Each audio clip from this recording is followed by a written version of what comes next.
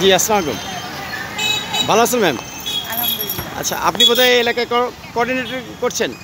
হ্যাঁ, আপাতত তাই করছি। আচ্ছা, তো আপনি তো নভেলটি স্কুলের লোগো দেখা যাচ্ছে বা জি, জি, জি। আমি আইডি কার্ড। ডিগ্রি কলেজের। তো আপনাদের ছেলেমেয়েদের যারা এখানে অংশগ্রহণ করছে, জি, এটা এই আন্দোলনের প্রথম থেকে যেহেতু ছাত্রছাত্রীদের সবার নিয়েই ভেবেছি অংশগ্রহণের আমরা, মাধ্যমে হ্যাঁ। আপনারা পিছনে ছিলেন, সামনে ছিলেন, নেতৃত্ব দিয়েছেন। এখন সরকার পতনের পর ছাত্রছাত্রীদের সম্পর্কে আপনাদের মতামত কি?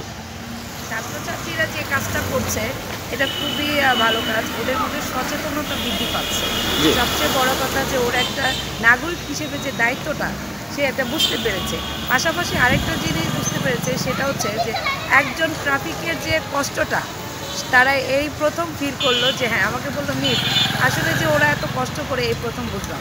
তো ওরা একটা বাস্তবমুখী শিক্ষা গ্রহণ করেছে। এতে আমি অনেক নিজেকেই ধন্য মনে করছি যে বাস্তবমুখী শিক্ষাটা ওরা নিতে পারছে। আমি ওদেরকে এটা দিতে পারছি। আপনার এটাই। নাম প্লিজ? শিরিন মিস, আমি শিরিন মিস। নবীনচি কলেজে একজন লেকচারার। আচ্ছা, আমি যেটা বলতে চাচ্ছিলাম আপনাকে, এই যে ছাত্রছাত্রীদের গণ আন্দোলনের মুখে সরকার পতনের পর যে দুর্নীতি, যে দুঃশাসন, ছাত্রছাত্রীরা এগিয়ে আসার পরে এইটির পতন হলো, এই ব্যাপারে ছাত্রছাত্রীদের আরও কি অগ্রণী ভূমিকা পালন করা উচিত বলে আপনি মনে করেন? এটা আমি মনে করি ওরা যেটা করেছে ওটা হচ্ছে ওরা ওদের মেধার লড়াই করতে গিয়ে সেটা সরকার পতনের রূপ নিয়ে ফেলেছে। তো সেক্ষেত্রে ওরা আরও করতে পারে, যেখানে দুর্নীতি দেখবে ওরা রুখে দাঁড়াতে পারে।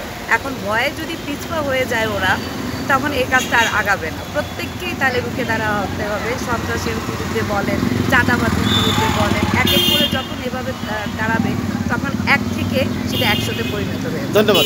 বৃষ্টি পড়ছে, আপনাকে অনেক ধন্যবাদ। আপনারা দেখতে পাচ্ছেন বৃষ্টির ভিতর নভেলটি স্কুল অ্যান্ড কলেজের ছেলেমেয়েরা, বাংলাদেশের সমস্ত স্কুল কলেজের ছেলেমেয়েদের সমন্বয়ে গড়ে তোলা যে গণ আন্দোলন, সেখানে অংশগ্রহণ করছে।